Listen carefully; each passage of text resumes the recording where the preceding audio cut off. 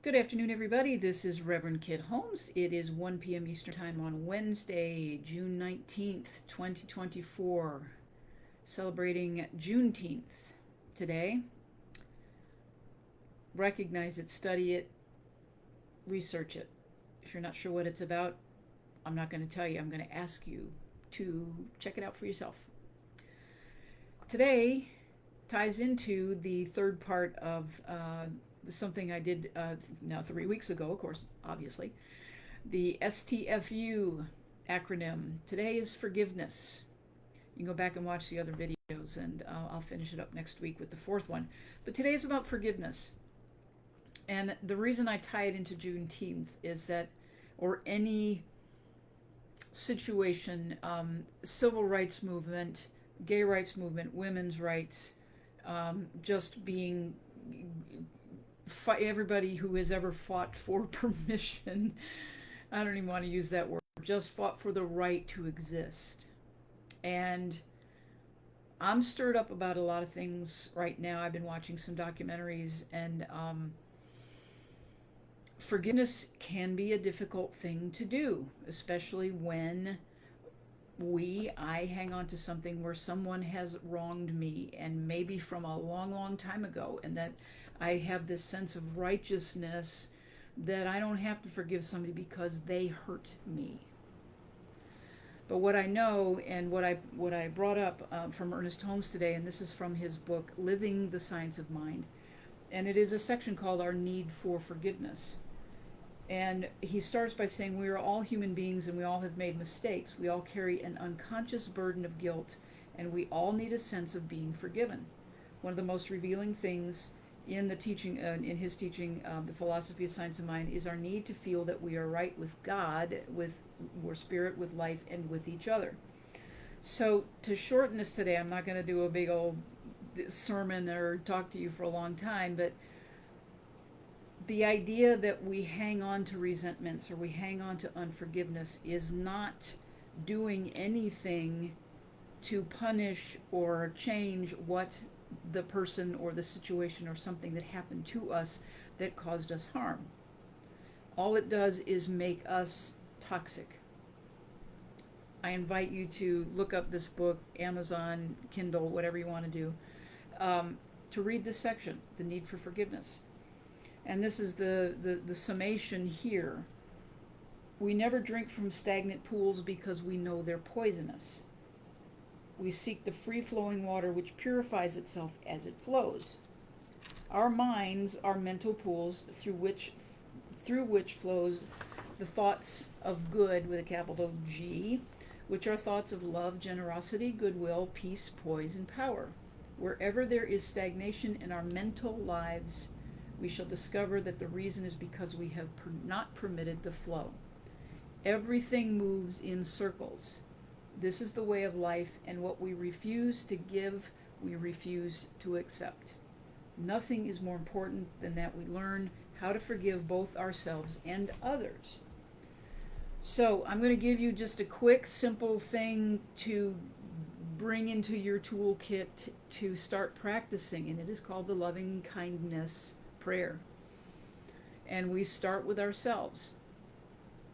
We start in our own minds. We can't change anything on the outside until we change what's going on inside of us. So it goes like this.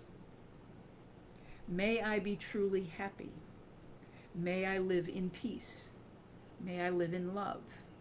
May I understand the power of forgiveness. May I recognize that my life has good purpose and deep meaning. And do it as many times as it takes you to feel like you're resonating with it. If it feels odd in your mouth when you're saying it, or you don't quite believe it, just keep working with it gently. And then once we do that, we move to the persons or the situations outside of us. Maybe it's one person, and so we say, may you be truly happy. May you live in peace. May you live in love. May you understand the power of forgiveness. May you recognize that your life has good meaning and deep meaning and good purpose.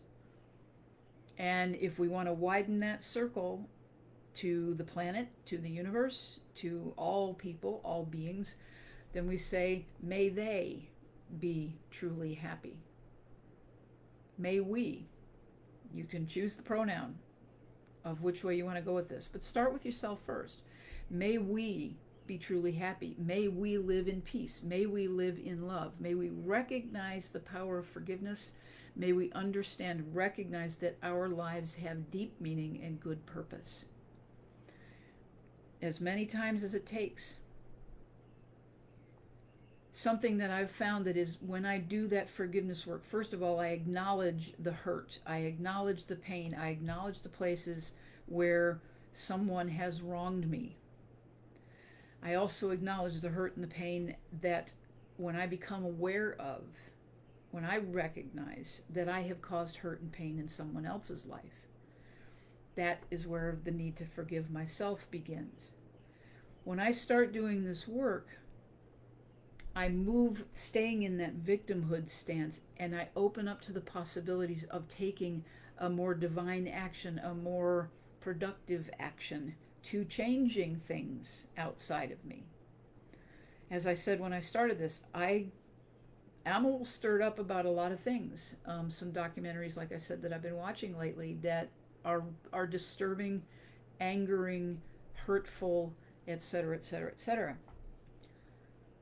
What these things have motivated to me to do is rather than turn it on myself, is I can say, okay, yes, I can offer forgiveness. I can let that part of it go, and I can be motivated, which I am right now. I am motivated to become more of an activist on behalf of myself and everyone that I see being marginalized in the world in all kinds of ways. I said I wasn't going to talk real long today, and I looked at I have, but I hope you stayed with me. Practice the loving kindness prayer for yourself, for others, for the planet.